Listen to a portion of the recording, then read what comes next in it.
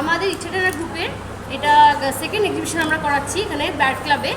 আমাদের এক্সিবিশন হবে 31শে জুলাই থেকে, মানে আজকে থেকে পুরো মানডে 4th আগস্ট পর্যন্ত। এখানে সব রকম জিনিসই থাকবে, কাপড় থেকে শুরু করে জুয়েলারি, হোমমেড চকলেট, হোমমেড দুধ, হোমমেড অনেক কিছুই থাকবে। তার মধ্যে সবচেয়ে বড় আমাদের একটা পাওয়া, সেটা হলো রিয়া ভট্টাচার্য, যে আমাদের ডান্স ইন্ডিয়া সুপার মমস আমাদের 1st আগস্ট।